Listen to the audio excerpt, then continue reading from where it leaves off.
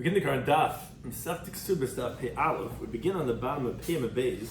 We begin 5 lines up in the bottom of the Yomid, where we begin the Gemara of the previous Mishnah, which we were discussing that of the Shemeres Yavam, when she's alive, when she inherits, when she dies. So now we continue with certain halachas related to the Shemeres Yavam, Shemesa, regarding who buries her. Should corresponds to concept in Cheskel, anything that we're doing today's Daf. So we discuss in today's Daf are, so generally the husband is obligated to pay for the burial of his wife. We say the kavura is one of the obligations that the husband has. The question is, who pays for the kavura of a shemeres yavam? Because as recall, that if you have the widow awaiting yibum, on the one hand, do you say the yavam pays because he inherits her ksuba? On the other hand, maybe her family pays because they inherited her nichsim maluk. Like we said, there's different things that each one inherits. The question is, which one would be the one that would be obligated to bury her? The halachas of Bishambe's Hill regarding if nitne ksuba ligavis mechaim, as we'll see, regarding if the woman, if the ksuba could be collected when the husband is still alive, that's going to have relevancy regarding this question about who is the yavam inheriting from. Is it from the woman or is it from his brother regarding the obligation of burial? And in that discussion comes up the opinion Bishambe that if you have a document waiting to be collected, according to Bishambe, it's actually like it is already collected. Another term that comes in today's daf, we don't find a Tana to be stringent, two stringencies by the lachas of a kesuba, because since it's rabbinic, you're not going to do two stringencies. So we begin the current daf Pei Amid Beis, 5 lines up at the bottom of the Amid. The Gemara, going on the opening halacha of our Mishnah, which we spoke about the Shemeres Yavam, we spoke about Shemeres Yavam that passed away, and we said, okay, who inherits what? So related to this, he with the following question: Shemeres Yavam Shemesa. So you have this woman waiting for Yibum that dies. So Mikar, the question is, who buries her? Now the reason why we're asking this question is because, as we explained in the Mishnah, there's two Yarshim.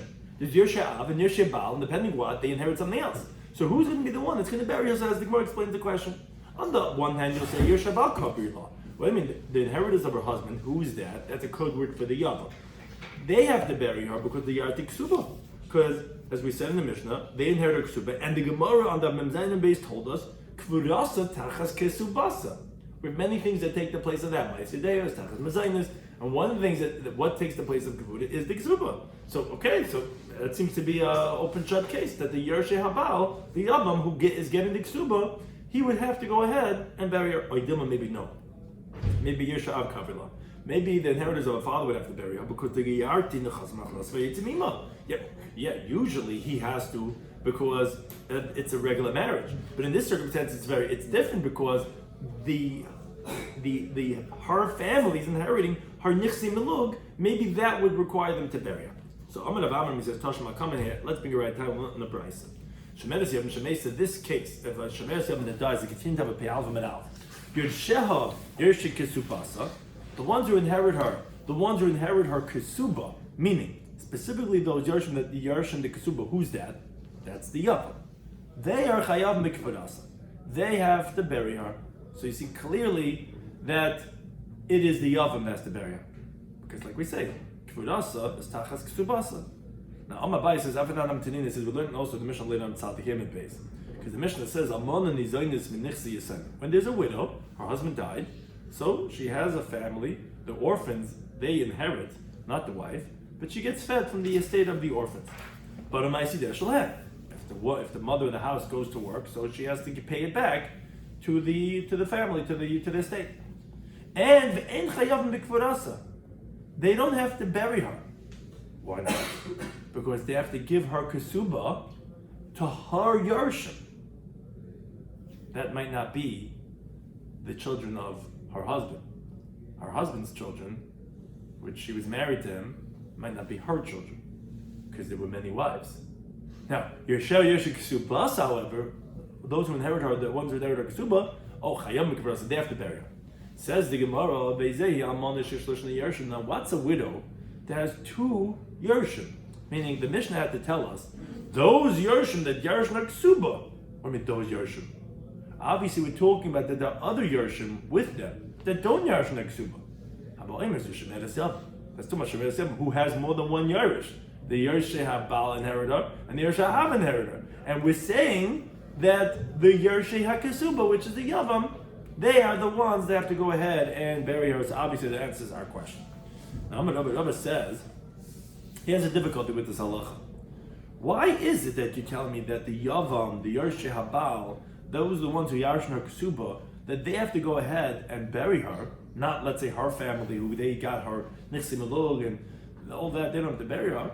Amar Rabbi, he says as follows. He says, why didn't you say, Valema, let the Yavam say, look, Ach ani Yerush. This Ksuba that I'm Yarshing, I'm not getting from her father's dowry anything. You know what I'm getting from my brother? Is the 200 and the additions that he wrote to her. And I'm not inheriting her. I'm only inheriting my brother. So I'm not going to bury his wife because I'm not getting anything from her. It's not I'm getting something from our regular situation. The husband's getting this from the wife, which is that he doesn't have to give her this. He's getting he is where he has to bury her. But here, me the Yavam, I'm not getting anything from her. I'm getting this from my brother. So Abaye says to him, no, the boy love Mishnitz doesn't, because we come to him from two sides, meaning we trap him. We say, Im Achav Yarish, look, if he's inheriting his brother, then Yikver Sishta, and you should bury his wife. Meaning, like Rashi explains, just like the husband would have had to bury his wife if she would die in his lifetime, even though she didn't bring anything into the Ksuba. So if you're inheriting him, then you do his job, which is to bury his wife. And you're not burying his wife, then you Kesubasa. Then you should get buried the Ksuba because the Kvura takes the place of the Ksuba. So therefore, Rava says, it says Abaye that no, it's not a good question that you're asking. And therefore, yes, the Yavam has to pay for her Kvura. But Amalei, Rava says back to Abaye, says, no. And this is what I was saying when I'm asking my question. Why can't the Yavam say, I'm inheriting my brother, I'm not going to bury his wife, and if you tell me, wait a second, if you're not burying her, then you shouldn't get the Ksuba? No, it's not true. Why not? Because the Ksuba is not given over to be collected as long as the husband is alive. I am in the place of my husband, because I was anticipating to marry her. So it's like as if the husband is still alive. The husband's still alive, there's no Ksuba being paid out. He didn't die. So therefore, I don't have to give any Ksuba to her family. That's what Rav is saying is his question. So says the Gemara, who is it that would expound the Ksuba and darshan the wording of the Ksuba? Because really, where's this point of Rava coming from? In the Ksuba says the following words. It says, when you're going to get married to someone else, you could take whatever I wrote to you. Now from there, the diuk is, the inference is, that a Ksuba cannot be collected mechayim, because she can't get married to someone else when he's still alive. I mean, not divorced, when he dies. It says, but when you get married to someone else, then you'll take what's written in Ksuba. But the husband's not dead over here. Why isn't he dead? Because his brother takes over that role. So you can't collect the Ksuba mechayim. Now that question Rav is asking is only going to according to whom? Who holds that? Because it's like a funny way. It's just because you're dashing the words Ksuba. You're saying, because really a woman deserves Ksuba. You're saying, no, but read the words Ksuba. You know, those type of lawyers, what's it called? The constitutional law, they read every word and they're saying, read the words. The words say, when you get married to someone else, then you collect the Ksuba. And you cannot get married to someone else when the husband's still alive. And here also, the husband's still alive. I'm taking his place. I was waiting. You can't marry someone else. So then there's no Ksuba to be collected over here. So don't tell me if I'm not burying her, then I got to give the Ksuba, because there is no Ksuba. She can't collect the Ksuba now. I'm still around.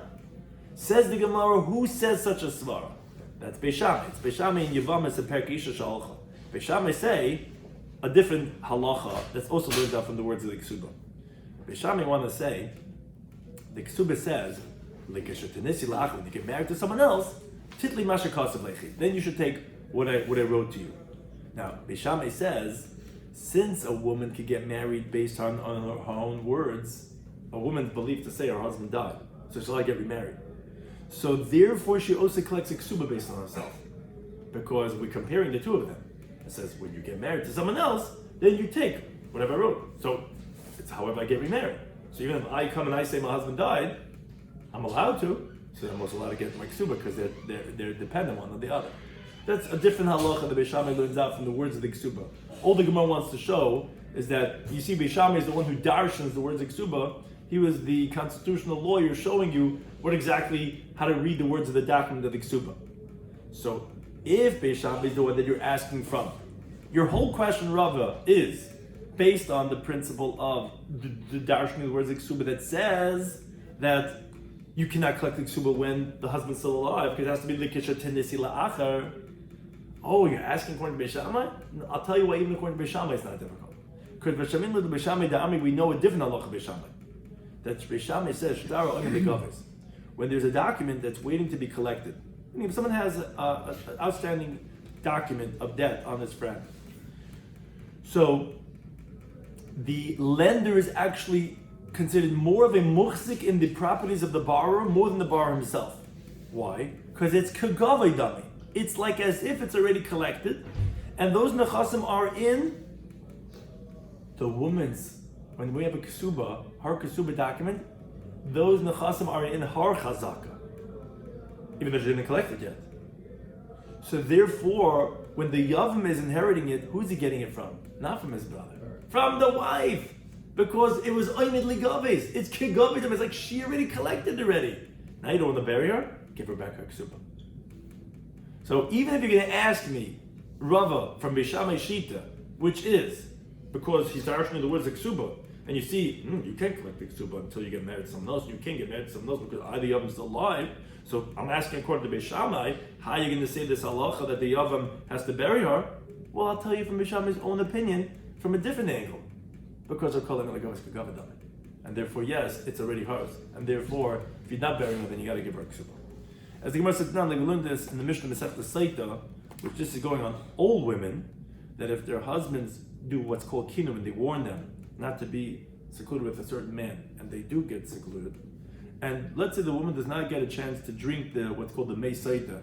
There's a special drink she has to drink, which tests her out, and then mesu balei, the husband passed away before the wife had a chance to drink from the saita waters.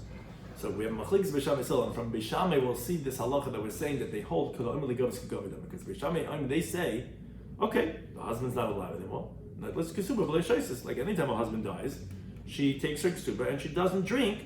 Now the reason why she doesn't drink, obviously, is because the pasuk says ve'hevi ishas ishtay. It says the husband brings his wife. The husband's not around anymore, so she can't drink. So she can't drink. Okay, so she gets her ksuba. They say no. Either you drink or you don't take the ksuba. So Gemara asks, wait a second, how can Beisil give that as an option? But when Torah says that the husband has to bring and he's not around anymore, but leka.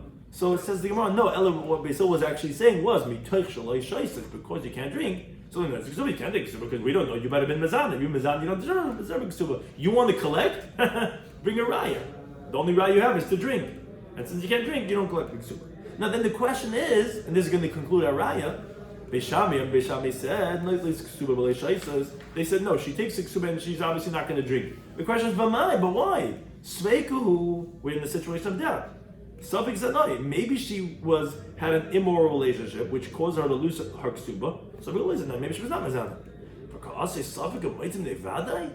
How could a suffix, a doubtful, faithful wife, remove it from a definite possession of the Yer Shabal, which they're definite in Yerusha? We know ain't Safik Maitim Devada.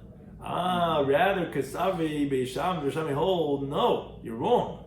Shtara and Ligaves, her Kasub, which is definitely waiting to be collected, is Kagavim, it's like it's collected already, and she's the Mukhsik in the Chassan, more than them. And she's not being Maitim Devada because she's holding on to what she has. But if a misafik, yes, she could maintain it, and therefore, that's what Beis Shammai says she gets a ksuba. So therefore that answers Rabbi's question that why does the Yavam have to bury her if Beis Shammai holds that nitne ksuba legavis mechayim, like he reads into the words of the ksuba? Yeah, because that's Beis Shammai. And Beis Shammai himself would hold that the ksuba is hers, and therefore she gets to hold on to it. Now the Gemara goes back to ask on what we mentioned before from Abaya. The question is, at the end of the day, how is the ksuba collected when the Yavam is still alive? That you told me you come on him from two angles. You tell him, look, either you bury her and then you get the ksuba, or you don't bury, you don't get the ksuba. So the question is, but how is it possible that if he doesn't bury her, he has to give her the ksuba, and that's the threat we're doing, like we're coming in from two angles. But for beginning, but we need to have the words of the ksuba. It says kishatinasi lach, when you get married to someone else, then you could take what was written to you. And but you don't have that. Why don't you have that? Because she couldn't get married to someone else. She had a zika bond with the oven. So how are you telling me that you're going to threaten him if he doesn't marry her, that he has to give the ksuba back to her family? So Abashi says, no, yavam nami, the yavam also is ka'achradami, is like another person. So since the death of her husband permitted her to marry the yavam, from that moment she already married it in the chasim, was already hers. Because that is l'kishatinasi la'achar. And therefore, it is her ksuba, and if you do owe it to her, and if you don't bury her, you don't get the ksuba. And that's why he said that since he is getting the ksuba, the yavam, the Yerush Habal, has to go ahead and bury her. Now the Gemara continues from the same discussion with Abaya and Rava that we were just discussing them this whole Amid. So shortly Rava Abaya. After Abaya had responded to Rava's question, and he explained that the ksuba could be collected when the yavam is still alive.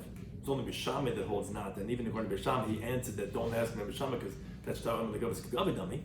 So Rava sent back to Abaya Biyad Rab Shemaya Bar Zera, who he was the agent for this responsim. He says, "Me nitna ksuba? Really? Is the ksuba of Yavama given over Ligvas Mechaim to be collected when the yavam is still alive?" And that was what Abaya was saying, and therefore it's something that's collected from the Yavama, and therefore if she dies and the yavam is taking the ksuba, he has to bury her. But the time in the Brayso, he says, "Sha'alti Sumchas," says, I asked Sumchas the following question: if someone wants to sell by his brother's assets, meaning he already did yibum to the yavam. Now we had said before on the previous daf that all the nechasim of the dead brother are achrayim for the ksuba, so therefore you don't touch it. We said even if you get a pay raise, you have to go ahead and buy karka with that. You have to maintain the principle. You can't touch that. So the question was, if let's say he wants to sell, his brother left over millions of dollars, but no, yibum, I'll touch it. So Ketzir Oisa, what could he do to be able to utilize those funds? So Sumcha said, you have to keep more than the value of the yeah, everything. The whole estate is responsible as insurance for her collection. You can't say this is you can't say on the table, look, there's $200, that's your ksuba money. No, the whole estate is responsible for this as insurance. So what should the yavam do? So Sumcha said like this. He says, Im kohen, if he's a kohen, where? If he's going to divorce, he's not going to remarry her. So divorce wouldn't be an option, obviously. So rather Yasa Suda, what he does is he makes a big, huge party for her to seduce her with some good cocktails at the party, and be fine, and he'll appease her, and he'll say, come on, whatever, we can make a beautiful life for ourselves, just let me use the money, I can invest it. She'll give him permission to sell what's more than the value of a ksuba, leave over enough for a ksuba. He could use the millions that his wealthy magnate brother died without any children, and that's the option. Now, if Yisrael, who, however, if he's the Yisrael, where he's allowed to remarry the woman that he divorces, then he has an easy option. Megav Shubaget, it's very simple. He divorces the Yavama that he married with a get. She collects her ksuba, and then he can sell whatever he wants to.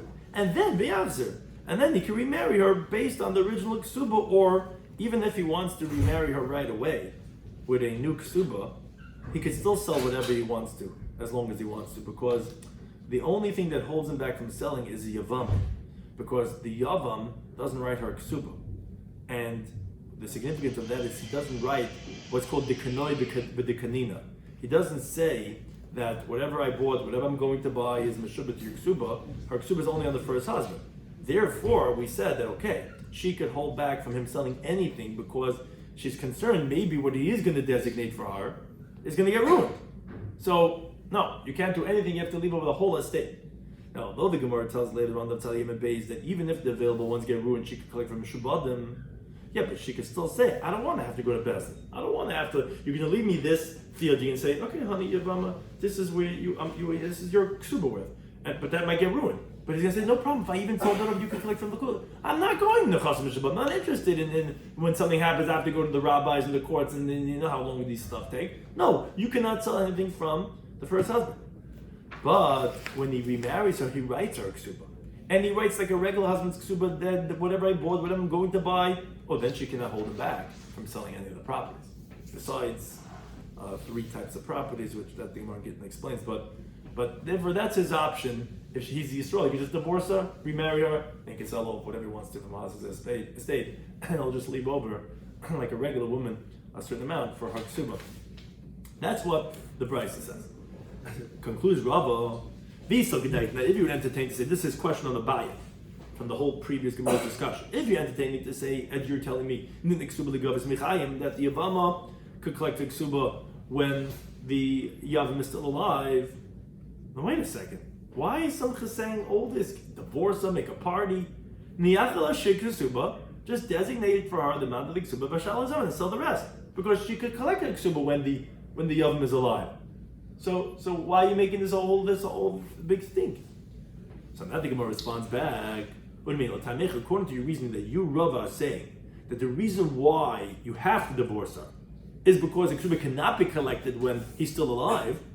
So then why are you responding to Rav Abba to ask from a Brisa? Why didn't you ask from our Mishnah then? Our Mishnah said the following words. Our Mishnah said, Lo Yamala, that the Yavam should not tell to the Yavam, look, your ksuba is here on the table. That's the amount. No, so all his assets are of the first husband is responsible for a ksuba. What do you mean? Obviously that because you can't collect mechayim, so why don't you ask from our Mishnah? According to Abaya, that you collect mechayim, so they just set aside a certain amount. Why are you asking only for a Brisa? Oh, now he says, no, I'm not going to ask from the Mishnah. Why not? Because also, over there in the Mishnah, you know what I could say? That's not really a din. It's a Tevah Kamashmalan. That's just giving him a good idea that she shouldn't lose her ksuba. Meaning, if you're going to sit on the table and say, honey, this is your 200 zuz of the ksuba, those movable items might get lost, like Tracy explains, and then she's going to be without a ksuba. You're going to have to write another ksuba, which Tracy explained this would only be a concern according to a mayor, that he says you're not allowed to be with a wife, even for one moment, without a ksuba. But you might say it's a typo. You're going to run into a problem where she's not going to have a ksuba because that 200 got lost. We can't be married, whatever. We got to go to the rabbis and we got to call them. It's 11 o'clock at night. What are we going to do? Where's the ksuba? We don't have a ksuba. You can't be even one moment without a ksuba. So you could say that our Mishnah is Eitz Tiv Kamash Malon. And says Rabbi, I'll double down on that. The reason why I'm not asking for the Mishnah is because if you don't say that, go to the Sefer Diktani. That the Mishnah then continued. It said not only this halacha by Yavama, but v'chein lo yema adam le'ishtay. A man shouldn't tell his regular wife. Harik ksuba seich manachas leich al shulchan. Your ksuba is here on the table, which those are the monies that he's using. If he's a money changer, he shouldn't do that. All his estate is responsible for his wife's ksuba. Now, says the Gemara, you think if the husband, a regular husband, a money changer, needs to sell to use those monies, you would think to say that he cannot use his monies? But we explained in Masechtas Gittin that it's only by 3 types of fields that he cannot sell. But if someone didn't write and didn't designate, he's allowed to sell everything. And she can't hold him back. And the reason is because what he writes are in the ksuba is the kanoi b'de kanina. Whatever I bought, whatever I'm going to buy, all of it is indebted to your ksuba. Now, however, when he dies or he divorces her, she collects from lekuchas. So what are you talking about? Ella, obviously, it's a tevah kamashmon. Obviously, the Sefer the Mishnah is only giving us a good idea because if the monies get lost, she's without a ksuba. You're going to have to write another ksuba. So Hachanami heroes in the ratio by the Yavam is also a tevah kamashmon. It's also a good idea. So don't ask on me if I'm asking on Abaya, says Rava. Why don't I ask from the Mishnah? Because the Mishnah, I can tell you it's not a din. It could be just an Eitz Tevah Kamashmal, just good advice. Don't make it just this month because this might get ruined and you're going to be without a ksuba, you have to write up a new one. It's going to be difficult. So therefore, don't tell her that. But it doesn't mean that it's halacha that you're not allowed to. Maybe ksuba could be nitnum legavis michayim. But says the Gemara, the Rabbi kasha. But Rabbi is difficult. Meaning, instead of divorcing her, just designate it and then give her that money, because divorce is embarrassing for people. Obviously, the reason is because you cannot collect the ksuba when he's still alive. Now that's difficult on Bayit. That's why he's asking for a Babas Halacha from that Brisa. You can't ask from our Mishnah, because our Mishnah could be saying Eitz Tevah Kamash Malan. Says the Gemara, the Rebbe Naman Lekasha. No, Rebbe, his halacha is also not difficult on Abaya. Why not? Mishum Eva, because of hatred, because of enmity. Meaning, truth is, Abaya maybe is correct. Maybe Ksuba could be nitna legavis mechai. Maybe could collect the Ksuba when it's still lost. So the question was, why did Abba come tell me that he's saying with sumchas that either make a party or divorce her or chaychas? Just let her collect the Ksuba even when he's alive.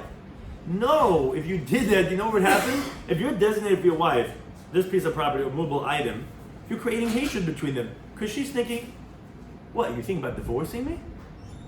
Why are you setting aside for me my money where I could collect my ksuba? But if he, ironically, if he divorces her with the intention of remarrying her, yeah, that's better. Because she knows he was only doing it because he wanted to sell and use the other items, which he couldn't because the rabbis don't let him use it anymore. So that removes the hatred because, like, I'm remarrying you right away. She should just give her okay. It only doesn't make sense. Let her just give the okay. Why should she get divorced and go through the whole rigmarole? No, she might not.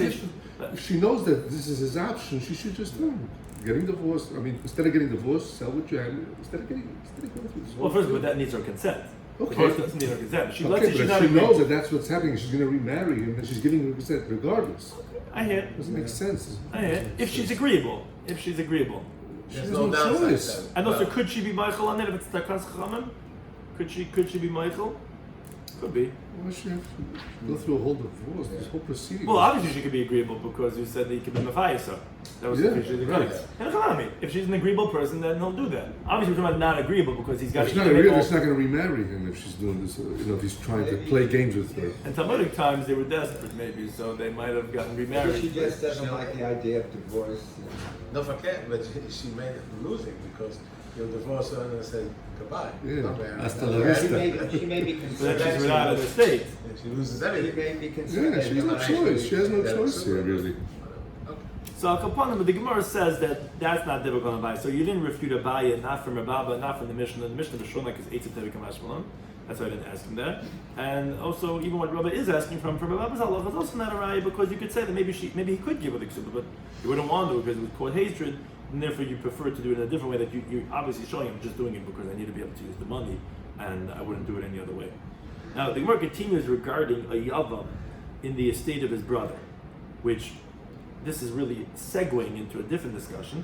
But this was exactly what we were talking about. We were talking about that the Yershi Habal, which is the yavam who inherits his brother, and as that related to the Shemeres Yavam, but now we discuss it as it relates actually to the brothers.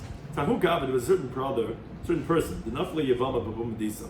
He had a brother in Pumbedisa who passed away, and the wife, the Yavama, was there, and he's the oldest brother, which the Gemara in Yavama tells us that the mitzvah is the oldest brother should do Yibum. Now the thing is, Boyachu, there was another younger brother, they wanted the Lemifsalah Begitamine. He wanted to invalidate the older brother from doing Yibum by giving a get, which the Allah has, the Gemara says in the first pregnant Yavama, if any one of the brothers give a get to the Yavama, now she can't do Yibum with any of them. Because that looks like a chalitza, and now you can't do Yibum anymore. So Malay said, all the brothers said to the younger brother, said, wait a second, my dad, what's your idea over here? Mishum Nichsai? Because you find it hard that I'm going to marry the Yavama, and then I'm going to inherit our deceased brother's estate, like the Mishnah says in Yavama's Amendment Alpha, that whoever marries the Yavama, he gets the whole estate. So you're like, exactly. You don't want me to get it. No, I want a piece of the action. Exactly. So he says, don't worry. I'll divide the estate with you as if I did chalitza. I'll only take like you, like if we were equal brothers that were dividing our deceased brother's estate. Rabbi Yosef says, that doesn't work. Even since the rabbi said that a shemeres yavam, loy lizvin, we said that the yavam is not allowed to sell anything, as the Gemara says later on the sugya that if someone dies and he leaves over shemeres yavam, the halach is that the yavam is not allowed to sell any of the brother's estate. So avagav the zavin, even though, so to speak, the yavam who's going to end up doing yibum, the oldest brother, even if he sold, that he stipulated with the younger brother, like he's dividing with him, and they made a kinyan, it's like he sold it to the younger brother. The sale is not a valid sale. The time they go in the Brisa. Brisa says, Misha someone died. And he leaves over a shemeres yavam, a wife they were not any children. And he left over the estate worth 100 mana. Even though the ksuba is only 1/100th of that, 1 mana. The yavam is not allowed to sell, like we said in our Mishnayos. Because the whole estate is responsible is insuring her ksuba, so he's not allowed to sell anything. So therefore, says Rabbi Yosef, comes out that this Yavam, who wrote his document, he sold half of the estate to his younger brother, it's nothing. It's like it never happened, and therefore he gets to keep the whole thing. Abaye said, listen, wherever the rabbi said he now sells, are you really telling me Avagav Zam, even though he sells his sale's not a sale? In other words, I know he's not allowed to, but if he does it, it's not a sale that he sold to the younger brother? But not, learn the Mishnah of Ayin Chesem and Aleph. The Mishnah says, if let's say, and there's Narusa, a girl who's engaged, that she inherits Nechasim. So Beishamim, they said, Timkar, she's allowed to sell it because she's only engaged and the husband has no rights in her assets when she's engaged. We quoted this a few dafim ago. This was our Mishnah. So it said, Lloyd Timkar, she shouldn't sell, but Mishnah continued. Both of them agree, even they sell, that if she did sell, if she gave it, it's going to be valid. So you see that even when something is prohibited, there could be cases that if you do it, it's going to be valid. So what are you bringing me a raya? You tell me that this older Yavam, the older brother, where he wrote a document, and you're saying the young one doesn't get anything because the rabbis prohibited you to sell, but that doesn't mean it's not going to work after the fact. So that's Kesuvos. This is not Kesuvos. Kesuvos money you can't sell. This is not. It's Nechasim. Which one's? Well, we said anything that stands to be collected for Kesuvos that you can't sell. And over here, this Yavam, this money stands to be collected for Kesuvos. Masha Ein came. In that case, where she inherited money when she was in Arusa, there's nothing to do with Kesuvos. Right. The different context, but you don't have a raya that if, when something's prohibited, that you're not going to be able to sell it. It's different cases, but you don't have a raya. One is not Kesuvos. I mean, one is her estate that she's not allowed to sell because the husband has rights in her, and here is he's not allowed to sell her because his old because she has rights in it. But Akapanim, no one said that if it's done, who said it wouldn't work after the fact if it was done? Maybe it was a sin, but who said it's not done? So Shachul Kamei Rab Chanina Bar Papi. So they sent the question from Rab Chanina Bar Papi, and Shalcha he responded to Rab Yosef, like Rab Yosef, that it all belongs to the Yavam who did Yibum because you're right, it's forbidden to sell, like Rab Yosef said, and there it's not sold. So Abaye said, who he had asked the question on this teaching of Yosef, he says, Rab Chanina Bar Papi kipe? Like, did he make rings that Talula that he hung on this? In other words, what better did you make it now that he sent the same idea? He still didn't explain to me why it's going to be that the Yavam gets to keep it all if he sold it to the younger brother. Okay, it's prohibited, but who says it's not going to work out? Like you see in Mishnah of Ayin Chesed, it's going to work. So Shachulu Kamei Rabbi Yumi B'rei Rabbi Nechumi, and he Shalchu Kedabaye. He sent back like Abaye said. Yes, if he sold it to the younger brother, it is a valid sale, and he does have to divide it with his younger brother. And if Rabbi Yosef says another reasoning, some svara, Shalchel he sent to me, but until that, I see Abaya that definitely he should divide it with his younger brother. So Nafik Rabbi Yosef, so Rabbi Yosef went out and Dr. Ashtoch, he actually looked into it, and he did find the svara to support himself. They found like Linda Brisa. Interesting case. If the lender was Neishiva Achit, his brother had borrowed $50,000 from him. Now, Umes, the lender, the creditor, that brother died without any children. Now he left over a widow without any children. Says the Brisa, Lo Yomer, the Yavam, the borrower, who owed his brother who now died $50,000, he cannot say like this. Wait a second. Since I'm inheriting, because I'm going to marry his wife, and I'm going to merit in his estate, so I'm already in possession of this debt, and I'm not going to pay it anymore because I'm the one that's yarishing. No, he's not allowed to say that. Rather, what you do is you first collect the $50,000 from the yavam, you buy property with it, and he can pay. But that's principle from his deceased brother who loaned him money, which is owed to the ksuba of his first wife. So it's like nechsim melug to the wife, and it belongs to the wife. So I don't know if nechsim melug. It's like what we said before. It's like he owns it, but it's meshubed to her ksuba. So he can't use it. He can't touch it. So he could use the payers, but the principle. So what do you see from this? You see that can't sell. Exactly. You see that he can't sell. So you see, like Rav Yosef, not only can he not sell, if he does, it's not going to work. So you see, like Rav Yosef, that it's not like Abaya. Something like Abaya says, how do you know? Dilma de Tavile, maybe it's a favor for the Yavam of Dilay that the Chum are giving an Eitz Taiva, that she should always have property that is there to pay a ksuba, and that he shouldn't waste it somewhere, but really it is his. Maybe he could sell it. They're just saying it's a type of kamash malan that, this 50,000 that you owe him, if you're never going to pay it back, then you might never have the money that you need to have to pay for ksuba. Get a piece of property now, have it. Maybe it's just 8 to 10. Maybe he really could sell it. So Amalei, so that Rabbi Yisrael says, Tani, the words that Tana is saying is Maitzian, that we collect, which sounds like we force him. You're saying the Tavali Abdullah, that they're just doing him a favor, that they're 8 to 10. How can you say that? So therefore, obviously, says Rabbi Yisrael that he cannot sell it, and even if he does, it's not going to work. They subsequently sent it in front of Rabbi Yumi Breder of Nachumi. He said to them, Zu in the Mishnah. This Mishnah that you bring a raya from was not taught in the Beis Medrash of the Chachamim, and therefore we don't rely on it, and therefore it is a mechira, and we're not going to take away from the Yavam the borrower because he actually could sell, like a buyer. So don't bring me a raya from this Mishnah. This Mishnah is not a good Mishnah. Says Mamaitam, what's the reason? What's your raya that this Mishnah is not a valid Mishnah? So the Gemara goes through a few options to see why they're making that this Mishnah is obviously a flawed Mishnah. If it's because this is metalin, it's money that he owes his brother.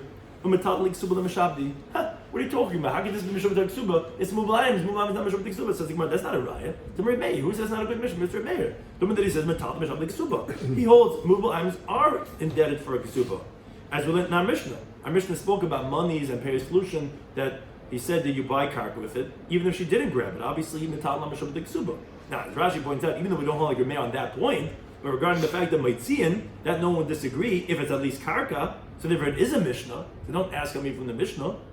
So Be'el rather says the Gemara, no, the reason why it's not a Mishnah, and whoever taught it is mistaken, and therefore you can't bring a right to Rabbi Yisrael on it, is Mishum de Amalah, because the Yavam could tell the wife, the Shemeres Yavam, Atla bal debam dediyat, you're not my litigant, I didn't borrow from you, I borrowed from my brother.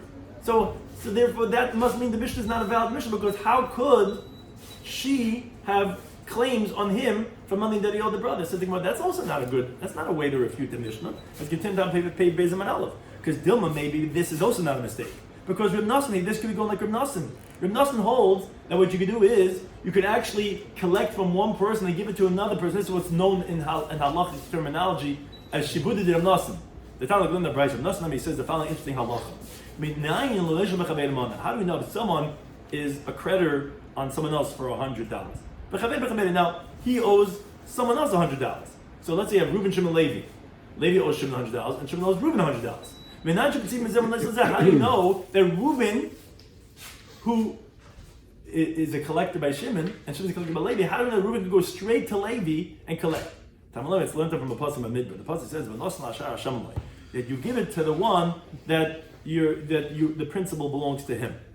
Now, it doesn't say Lasher Noisha to one he's collecting from. It's whoever the principal belongs to. Which means to say that the Yavam, yes, owes it to the brother, but the brother owes it to his wife, and therefore, yes, it makes sense why the Yavam owes it to the wife, because that's based on Shabbat Dir Nasan. So that's not saying, you're not my litigant, I didn't borrow from you. Yeah, but the one that you borrowed from owes it to me. So I could collect from you. So why would that be a flaw in the Mishnah? So rather, the Gemara concludes and says that the reason why it's not a Mishnah, and whoever taught this was mistaken, and therefore you can't bring a right to Rabbi Yisrael from this, is because we don't find anywhere a Tana that's a double stringency on the Ksuba, because a Ksuba is from rabbinic law. And here you're telling me, one, first of all, that you want to say Metal Mashubah like Ksuba, that's a stringency, not even holds like that, that's only Reb Meir. And second of all, you want to tell me that she could collect from the creditor of this of the one who died of her husband, which was only through the shibud of Reb Nosson. And the Gemara says no. Rather, one of these stringencies would be appropriate to say. Either like a mayor that metal now give me shibud. Ikar Nosson, or like a Nosson that you can do a third party transfer. But this Bryce saying both.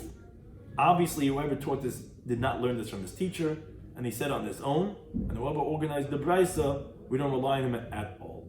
What's wrong with having both? Because it's rabbinic, and rabbinic, we're not going to make a double stringency on the payment of this ksuba. That you're going to tell me A, mitalim b'shubit, and B, you're going to tell me that you can do it through shubit Reb Nosson? That's a double string. That no one would ever said such a thing. And Amar Rava concludes, if that's the case, this is what I understood, what I heard from Abaya, that he said, because again, this is Rav and Abaya, and this was Rav Yosef was answering, and Abaya was refuting it, and Rav Yosef brought a good raya. And Abaya said, no, it's not a good raya. Because Abaya had said, Zu ain't a Mishnah, it's not a Mishnah, but I didn't know what he was referring to, meaning, I didn't know the reason why it's not a Mishnah, and now you just explained to me why it's not a Mishnah, because it's Shrei Chumri B'Ksuba, which we would not do. I think it's Comes in here.